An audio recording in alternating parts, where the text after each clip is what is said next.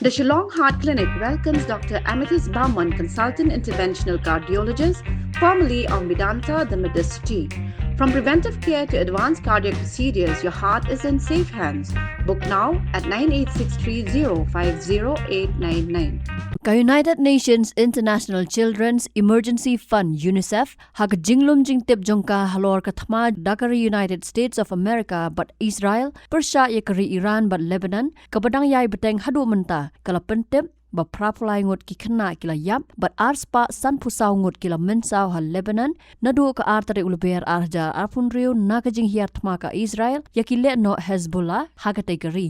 Shu kala don ka jing Phetwir ka balakot nyaw lak ay kibriyo na Lebanon hakaba arlak na ki ki Khynnah.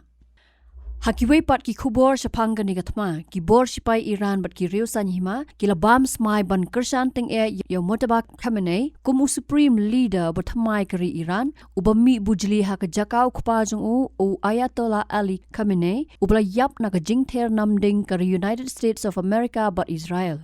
Hadu bala pelat yaka kubor kari USA bat Israel kidang beteng banter namdeng yaka Iran hakabaki jing betai ki sawa hakom bat Tehran kata tangkat tu kat ni kenta hadian baki jet ya pom ka Israel kila siat bom yaki jaka penbi pnyang hakategori hadu baka nongba Tehran kala dap dak tedem balong bi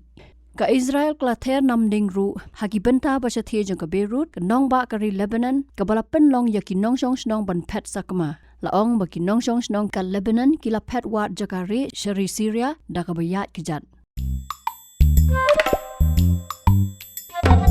Habatin pej bahagi ki shop ka shop plus F Ka plus F? hakabam bangibam dunaki eki batte ye kamet namar kata habathiru atau khaw kamlu ka umpnyang kadut pej ya ka shop plus F haka jingsom Yaki nutrient kumki vitamin bat ka ayan la icon diat bada ka bathau bha kam khta ka dur jingki marbam ka jing mat lani ka rukom shed yaki balehi banai kita ka don ka we ka jing mentoy ba kongsan ka kot ka khia ka nutrition ba khambha ka jing im ba khambha pendon kam daki marbam madon ka sharp plus F menta kasni Lawan Ra Shafi Lingba ko office jong Commissionerate of Food Safety Meghalaya